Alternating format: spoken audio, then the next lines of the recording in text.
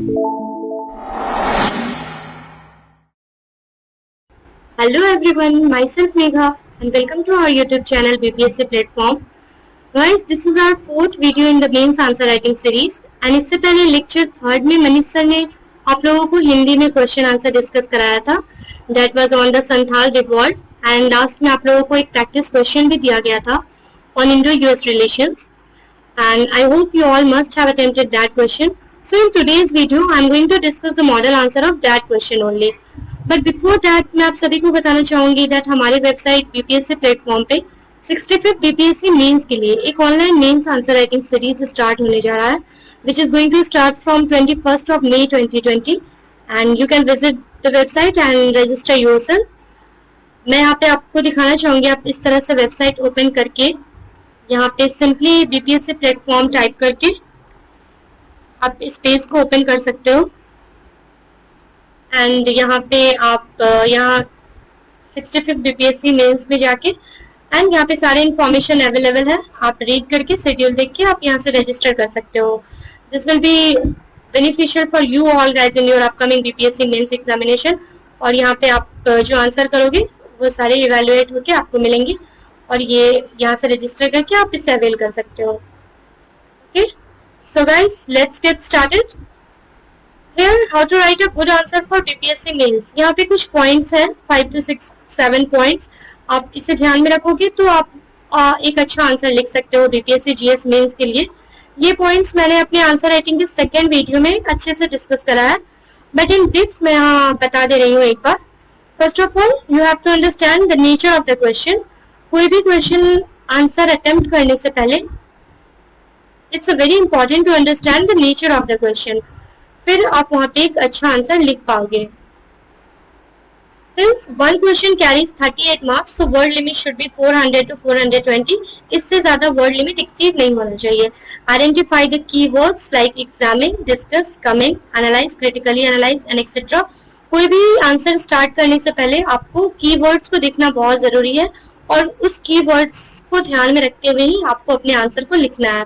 Format like introduction, body and conclusion. Introduction is like context of the question. In body, you have to write both positives and negatives according to the nature of the question. And conclusion should always be positive. आपके जो भी conclusion आप लिख रहे हो answer में, वो conclusion हमेशा positive होना चाहिए. You can use flowchart, diagrams, maps also in your answers, and you can write in both formats, either in points or in paragraph. So let's get started here. ये question आप लोगों को मिला था. Critically discuss the Indo-US relations since independence and what are the key areas of convergence and divergence between both the nation and also highlight the major takeaways from the recent visit of US President Donald Trump to India. यहाँ पे question में ये बोल रहा है that critically discuss the Indo-US relations since independence. Independence से अभी तक इंडो यूएस रिलेशंस किस तरह से इवॉल्व हुआ है उसको क्रिटिकली डिस्कस करना है. And what are the key areas of convergence and divergence. Convergence means what are the areas of cooperation जिसमें दोनों नेशन में किस तरह से कोऑपरेशन है. And what are the key area of divergence. It means ऐसे कौन कौन से एरियाज है जहाँ पे दोनों देशों के बीच टेंशन है. And also highlight the major takeaways from the recent visit of US president Donald Trump. और अभी जनवरी 2020 में डोनाल्ड ट्रम्प की फर्स्ट विजिट हुई थी इंडिया, तो वहां पे कौन कौन से डील हुए, कौन कौन से एग्रीमेंट है, उसके मेजर टेकअवेज क्या है वो यहाँ आपको हाईलाइट करना है. सो गाइस यहाँ से स्टार्ट करते हैं. Of late the visit of US president Donald Trump to India is a new chapter in the relation between India and America. अभी जो यूएस प्रेसिडेंट डोनाल्ड ट्रम्प की फर्स्ट विजिट हुई थी India में वो एक न्यू चैप्टर है India US relation के बीच. इट मीन्स हमारे जो रिलेशंस है उसमें इसको एक नया आयाम मिलेगा ये जो डोनाल्ड ट्रम्प की विजिट हुई है. Initially the term strange democracy was used for defining India US relation. Starting में जो इंडिया यूएस का रिलेशन है उसके लिए एक टर्म यूज करा जाता था strange democracy. It means that strange democracy means that since on one hand India which is the largest democracy, on the other hand USA which is the oldest democracy. So though being the largest and oldest democracy, इन दोनों देशों के बीच जो relation था during the cold war वो detached था. It means that oldest और largest होने के बावजूद भी कोल्ड वॉर में ये दोनों देश जो है वो डिटैच्ड रहे. So that's why the term strange democracy is used here. But in the present scenario, the cooperation between the two democracies is multi-sectoral, covering defense, security, trade and investment, energy, science and tech. But अगर हम present scenario की बात करें तो जो relation है दोनों democracies के बीच में वो मल्टी सेक्टोरल है, which cover the defence, security, trade, energy, science and tech, इन सारे फील्ड में दोनों देशों का कोऑपरेशन है. Now comes to this part, evolution of Indo US relations. Since question में आप लोगों को पूछ रहा था critically discuss the Indo US relations since independence, तो यहाँ पे इवोल्यूशन थोड़े से पार्ट में इवोल्यूशन पर डिस्कस करेंगे. After India's independence and until the end of the Cold War, the relation between India and the US was often cold and stormy, since India adopted the policy of non-alignment during the Cold War. इसमें हम लोग सभी जानते हैं किस तरह से cold war के टाइम में इंडिया ने नॉन अलाइन की पॉलिसी को अडॉप्ट करा था. Along with the India, there was the nation like Egypt, Indonesia, इन सभी ने मिलकर नॉन अलाइन पॉलिसी को फॉर्मुलेट किया, जिसको हमारे the then Indian prime minister Jawaharlal Nehru और our first prime minister Jawaharlal Nehru ने किस तरह से इसे लीड किया और इंडिया ने एक नॉन अलाइन की पॉलिसी को अडॉप्ट किया. इट मींस दैट इंडिया ना ही वेस्टर्न ब्लॉक को ज्वाइन किया और इंडिया ना ही ईस्टर्न ब्लॉक को. तो उस टाइम जो हमारे रिलेशन थे यूएसए के साथ वो कोल्ड एंड स्टॉर्मी थे. However in 1959 USA president D Eisenhower visited India and after independence first time in 1959 जी यूएसए के फर्स्ट प्रेसिडेंट ये डी आइजनहोवर ऐसे फर्स्ट प्रेसिडेंट हुए आफ्टर इंडिपेंडेंस जिन्होंने इंडिया की विजिट करी. Further the USA also extended its support to India during the Indo China war of 1962 and then Indo China war जब 1962 में हुआ तो उस टाइम यूएसए ने इंडिया को सपोर्ट करा था. But in 1971 the relation between the two were strained because The US fully supported Pakistan in the 1971 War of Indo-Pak. और 1971 में फिर से जो हमारे रिलेशन थे वो स्ट्रेन्ड हो गए बिकॉज यूएसए ने पाकिस्तान को वहां फुल सपोर्ट करा in the liberation of Bangladesh.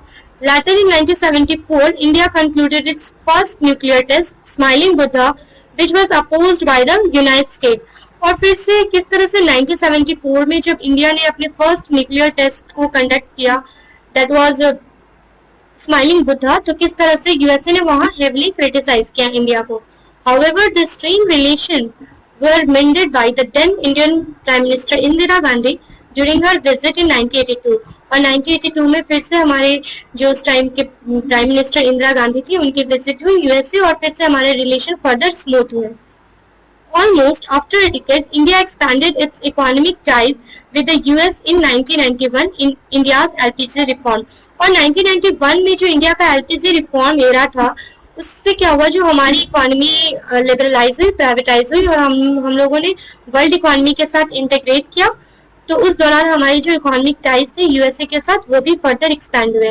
और since 1991 was the year in which USSR was disintegrated, तो यूएसएसआर डिसइंटीग्रेट हो गया और वहां पे फिर जो नॉन अलाइंड मूवमेंट है वो वीक हो गई. The USA lifted the economic sanction on India in 2001 which were imposed during the nuclear test of 1998. और 1998 में इंडिया ने जो न्यूक्लियर टेस्ट करा था पोखरान में, उसके बाद भी यूएसए ने सैंक्शन लगा दिया था इंडिया पे. But in 2001, USA also lifted this sanction on India. Then in 2008, historic civil nuclear deal signed between India and US. और 2008 में किस तरह से हम लोग जानते हैं कि historic civil nuclear deal sign हुई इंडिया और यूएस के बीच and USA granted waiver to India in civil nuclear deal. Now comes to areas of convergence, it means areas of cooperation between both the nations. तो यहाँ पे मैंने इसे flow chart से शो करा है since some of you have said that how we can draw flow chart, so I thought to incorporate here in this answer itself. यहाँ पे आप एरिया ऑफ कन्वर्जेंस देखें, फिर यहाँ आप दिखा सकते हो कौन कौन से ऐसे फील्ड है जहाँ दोनों देशों के बीच कोऑपरेशन है. तो फर्स्ट है counter terrorism, then defence cooperation, foundational military agreement, strong people to people ties, space cooperation, economic cooperation, energy cooperation. तो ये सारे फील्ड है जहाँ पे दोनों नेशन के बीच कोऑपरेशन है, एरिया ऑफ. तो यहाँ काउंटर टेररिज्म में दिखाना है किस तरह से यूएसए ने सपोर्ट किया इंडिया को in UNSC 1267 committees on the matter of terrorism. to designate Masood Azhar as a global terrorist. यहाँ पे यूएसए ने full support किया इंडिया को. In the matter of defense cooperation, USA recognized India as a major defense partner.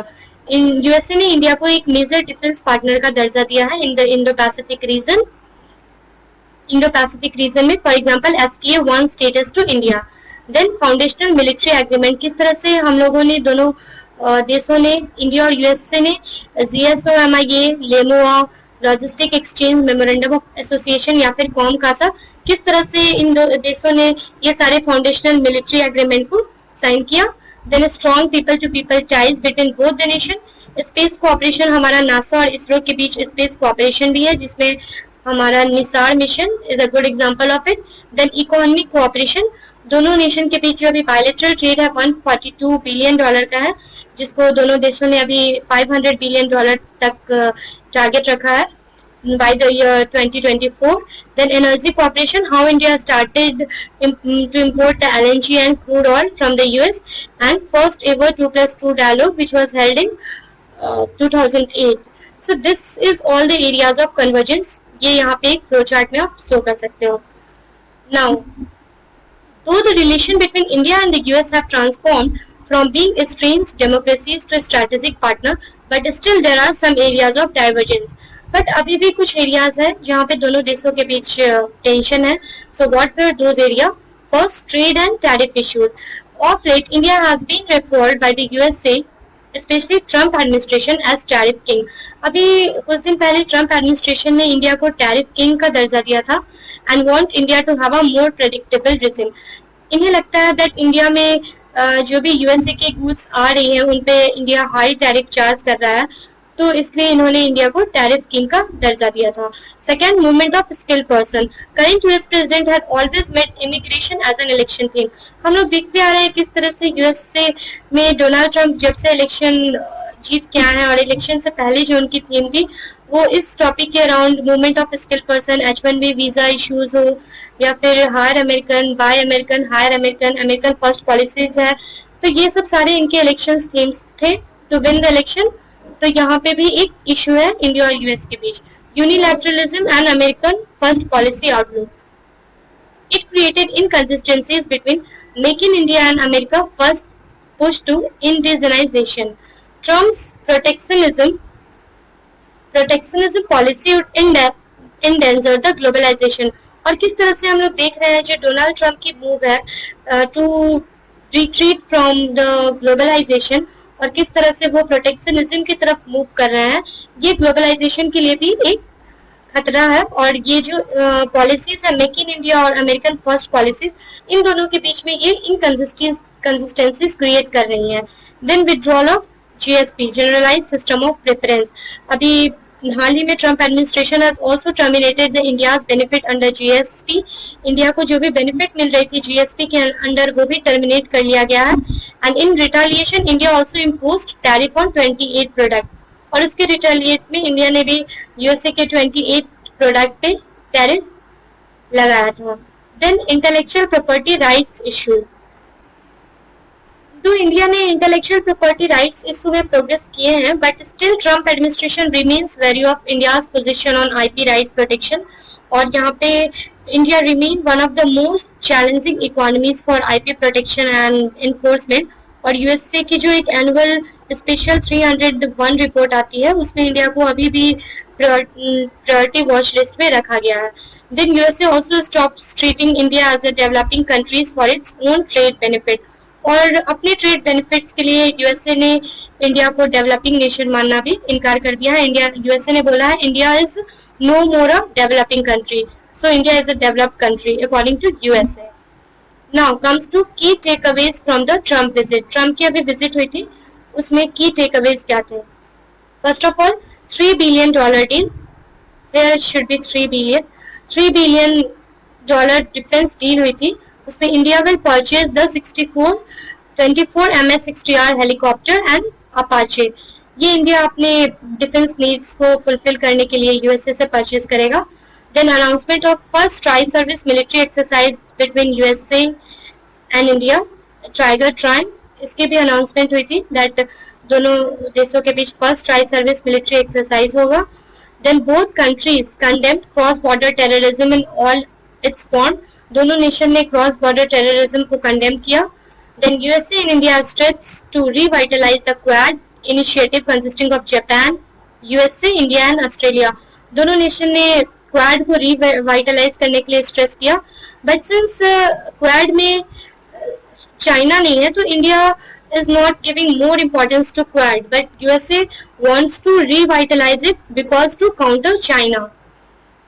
But India यहाँ पे India की एक neighbourhood first policy है, तो इंडिया यहाँ पे अपने कदम सोच के रखेगा in Quad. Both countries discussed to develop and evolve Indo-Pacific region collaboration. Now comes to conclusion part. In international politics, there are no permanent friends and no permanent enemies. क्योंकि international politics में ना ही कोई permanent friends होते हैं, ना ही कोई permanent enemies होती है. सो thus in present geopolitical situation, India and the US can be the two pillars of the rule-based global order, and India on its way to become a global power will likely have to follow a zigzag course. क्योंकि India और US दोनों ऐसे nation है जो एक rule based global order पे rely करते हैं. उनका मानना है कि एक रूल बेस्ड ग्लोबल ऑर्डर होना चाहिए, बट इंडिया जो कि एक ग्लोबल पावर बनने की तरफ है, क्योंकि India which is the largest and emerging economies and India is still one of the emerging economies.